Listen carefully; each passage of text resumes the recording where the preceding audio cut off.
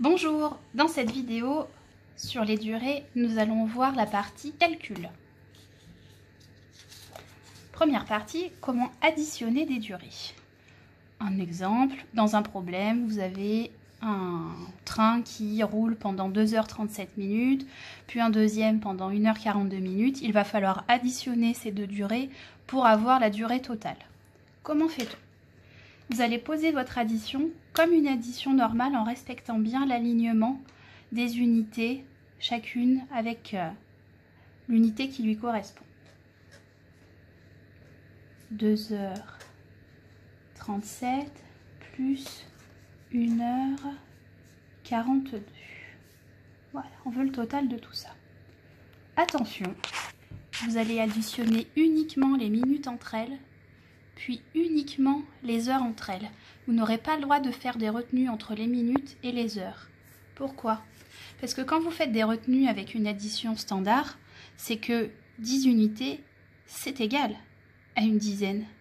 Alors que 10 minutes, c'est pas égal à 1 heure. Donc vous ne pourrez pas faire le passage avec les retenues. On y va. On additionne d'abord que les minutes. 7 plus 2. Ça fait 9. 3 plus 4, ça fait 7. Ça, ce sont les minutes. On passe aux heures.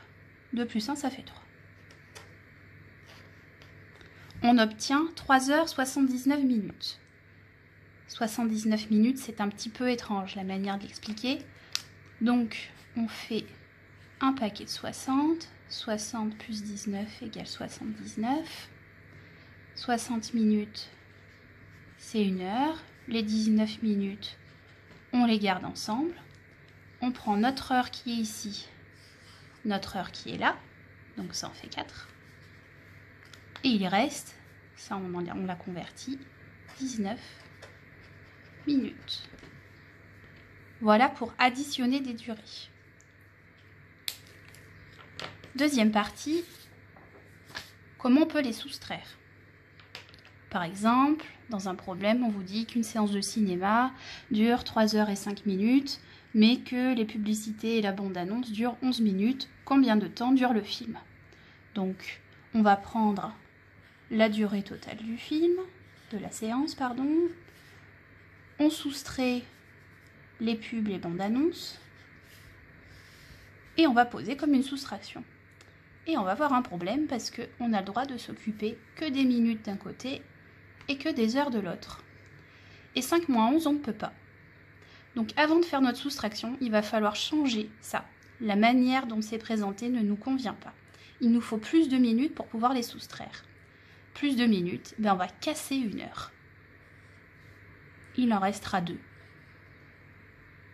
1 heure égale 60 minutes, donc on va rajouter ici 60 minutes, on en a donc 65. Et on va donc faire notre addition avec cette formulation qui va nous permettre de soustraire. C'est parti. 5 moins 1, ça fait 4. 6 moins 1, ça fait 5. 2 moins rien, ben ça fait 2. Et donc on peut répondre à la question initiale, combien de temps dure le film sans les pubs et les bandes annonces? Le film dure 2h54. Au boulot!